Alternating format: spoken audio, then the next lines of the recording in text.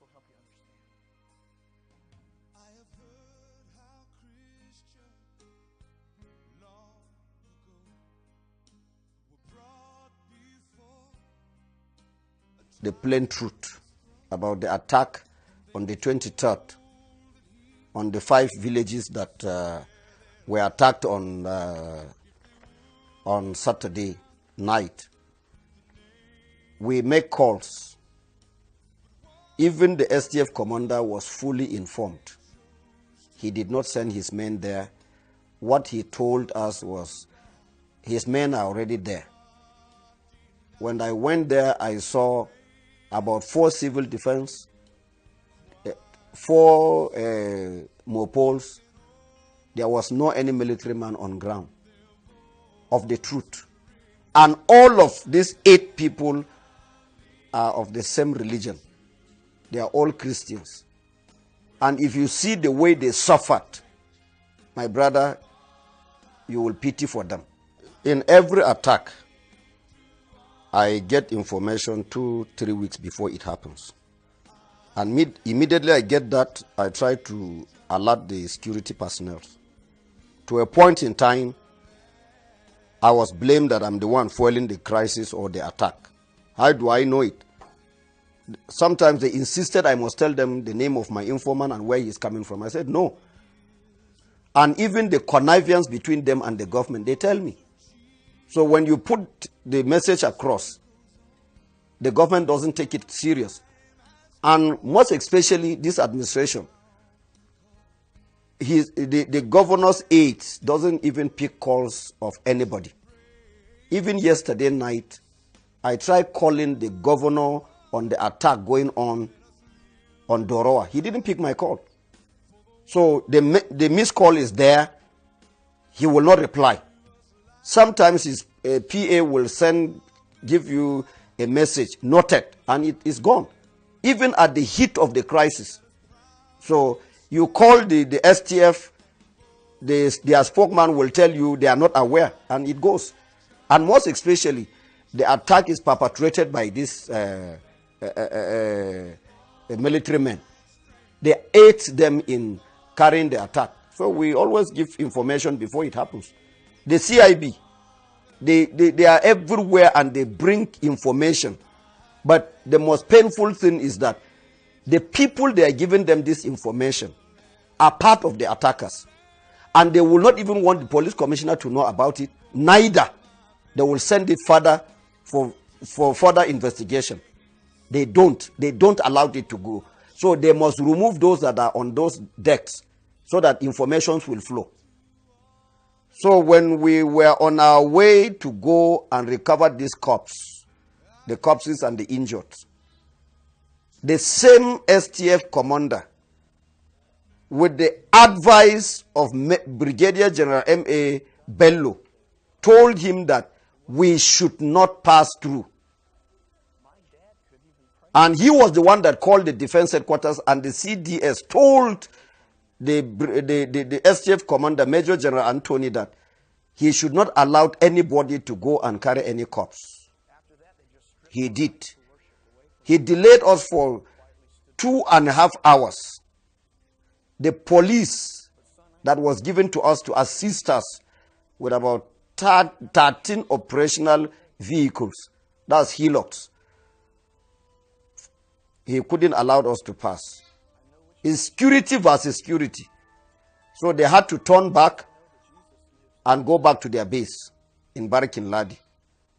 So from there, I insisted I must go, because I can't allow my people to just die like that without any burial. So I forced myself in with some few people with me, and we entered. Immediately we were approaching the villages. We started seeing the Fulanis grazing on the farm that is already been wheat and then planted.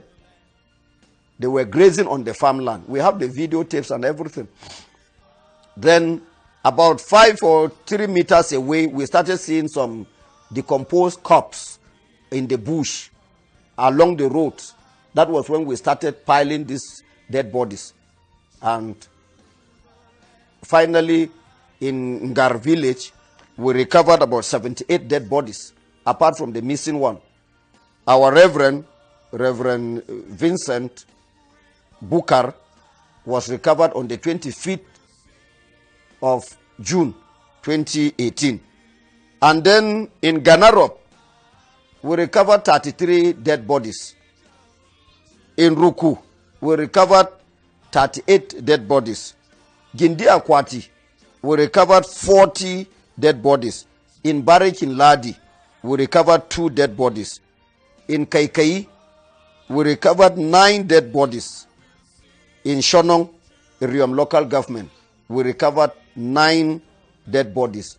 And in Nyer, we recovered 86 dead bodies. And all these villages, we have the names of those that were killed, even children of 2 months, 4 months, and 1 year were macheted. What kind of a human being is that? So some of them were supposed to survive because they didn't give them any helping hand to take them to any hospital or any clinic around. They died. That is from the information I got from the Hausa Fulani community there. So for that, the military, the STF completely, they did not give any helping hand to anybody. I'm saying this, I can defend this in any court of law. Well, the state governor, his lapses. So he doesn't care about what is happening to us. He is always in Abuja. He is always with the president. So we don't have a governor on the plateau. I'm saying this without any mixing of words. My name is Jerry Datim. He can say anything. We don't have a sitting governor on the plateau. He has no role to play. He is loyal. His loyalty is to Buhari. So we don't have a governor. I'm saying this without any contradiction. Presently, we have lost nothing less than or more than 87 villages to the Fulanis completely. No indigene, no landowner is living in those places. Mind you, in part of Iriom local government, the Fulanis told the landowners when they went to farm that, what brought you here? Who gave you this land? They said, it's my own. They said, my friend, will you pack and go or else we kill you here? And the old man and his wife refused to go. They killed him. The same thing in Bokos. 9 villages raided. Up till now, no indigene has gone back to that place in Darfur. And they are planning to take over Butura. Very soon they will take over. Yesterday night they have taken over Doroa. They extended to Marabang Kantoma and then Jakatai. So if really the federal government wants peace, for us to live in peace, they should ask these Fulanis to vacate those villages that has been taken over by them with immediate effect. If they really want us to live in peace, they should ask the Fulani to vacate all these places that they have occupied, that it has become their territory. We have one traditional ruler who is taking care of us, who is our voice, is Aku Uka of Ukari. But the rest, we don't have traditional rulers. I will say this without any mixing of words. Reason is because they have been politicized. They go along with the government of the day. And they are all under Buhari. He gives them instruction. He paid them their salaries, and that is all. We are no longer important to any traditional ruler on the planet Earth. Those that did the killing, as I told you, the burial that took place in Gar, which I did, I officiated the burial. It was the same Fulanis and the Hausa community within there that helped me in digging the grave. And they know the perpetrators. They know them. They saw their guns. And nobody was arrested. But for some of our boys who were carrying cutlasses, they were arrested. So you cannot arrest a militia that is trained by federal government. You can't arrest them because they are the ones that send them. Like Maiduguri, Borno and Yobe, Adamawa, they have civilian JTF. Can you arrest civilian JTF? You can't. So they are part and parcel of the military. So you cannot touch your colleagues. But the soldiers can arrest, they can harass police. But they cannot harass the Fulanis. everybody knows that the military are part of the problem. If they remove security, if they remove the STF or JTF, wherever they are today in this country, we will live in peace. Some of the security agencies, they were the ones that reliably informed us because they loaded these things in their presence. And these uniforms are already in Plateau. And they are with the Fulanis. I will tell you that Brigadier General Bello was the one that went to distribute this uniform. He used his military hillocks to disburse these uniforms in those villages that were attacked on Saturday and Sunday, and that of yesterday night, Monday night.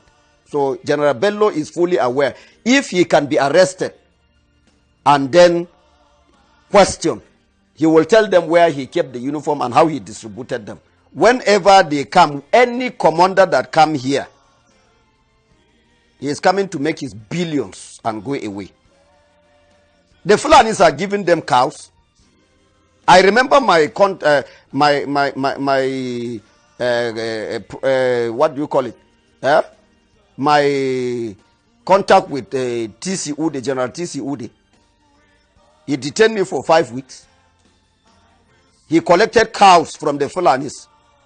The day he moved the cows from Plateau to his village, that was the day I made my call, and he was retired voluntarily by force. The same thing all of them are doing. They will tell you they are Christians. General Anthony is speaking with the Sultan. He takes directive from Sultan direct, because Bello is here on a mission. What kind of a country is that? People, the whole world have spoken about the combination of the army chiefs. But Buhari is not giving us consent. So he is here to actualize Islamization of Nigeria.